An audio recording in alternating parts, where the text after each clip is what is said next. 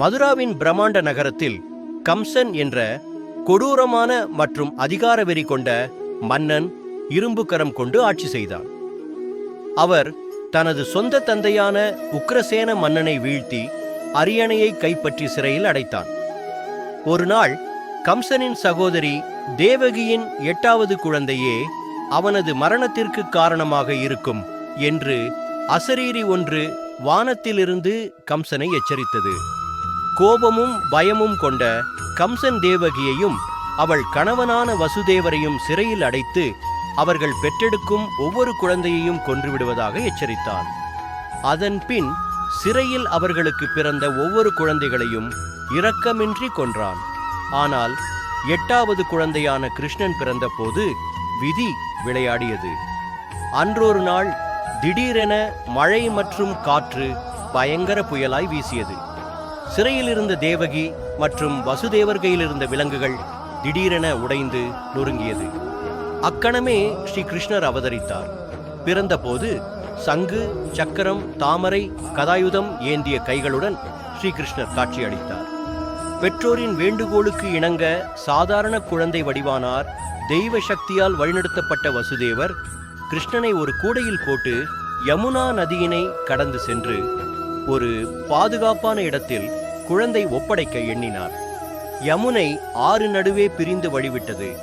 அதன்படி கோகுலத்தில் நந்தா மற்றும் யசோதாவின் பாதுகாப்பான கைகளில் குழந்தை கிருஷ்ணனை ஒப்படைத்தார்.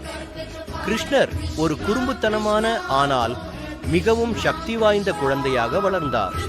தன்னை வதம் செய்யவே கண்ணன் பிறந்திருக்கிறான் என்று அறிந்த கம்சன் அவனை அழிக்க பல அரக்கர்களை அனுப்பினான். முதலில் வந்தவள் பூதனை என்ற அரக்கி. அவள் பால் தருவது போல் நடித்தாள். ஆனால் கண்ணனோ அவளிடம் பாலை குடிப்பது போல் குடித்து அவளை கொன்றுவிட்டார். இவ்வாறு கம்சன் பல அரக்கர்களை அனுப்பினான்.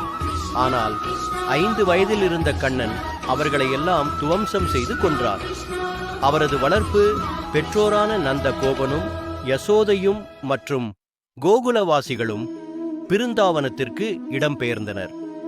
அங்கும் காளிங்கமடுவில் காளிங்கன் என்ற அசுரன் இருந்து கொண்டு பாம்பாக மாறி அட்டகாசம் செய்து வந்தான்.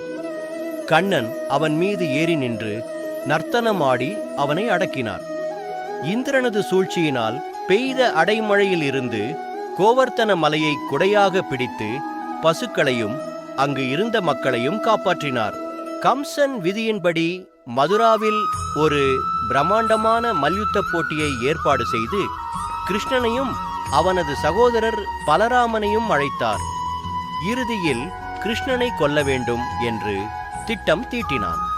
கிருஷ்ணர் மதுராவிற்கு வந்தபோது கம்சனின் வலிமைமிக்க மல்யுத்த வீரர்களான சானூரா மற்றும் முஷ்டிகாவை இலகுவாக தோற்கடித்தார். பின்னர் அவர் கம்சனின் சிம்மாசனத்தின் மீது பாய்ந்து அவரது தலைமுடியை பிடித்து அரங்கிற்கு இழுத்துச் சென்றார். இருவருக்கும் இடையில் ஒரு கடுமையான யுத்தம் நடந்தது. இறுதியில் கிருஷ்ணர் கம்சனை வதம் செய்தார். கம்சனின் பயங்கர ஆட்சி முடிவுக்கு வந்தது. மதுரா மக்கள் மகிழ்ச்சியடைந்தனர். கம்சனின் தந்தை உக்கிரசேனன் மீண்டும் அரசனாக மாறினான். கிருஷ்ணரின் வெற்றி கம்சத்தின் மீதான வெற்றி மட்டுமல்ல, எவ்வளவு வலிமையான தீமை தோன்றினாலும் நீதி எப்போதும் வெல்லும் என்பதை ஒரு நினைவூட்டலாகும். இதுபோன்ற காணொளிகளை மேலும் காண இந்த வீடியோவை லைக் மற்றும் SK Tamil Story சேனலை சப்ஸ்கிரைப் செய்திடுங்கள்.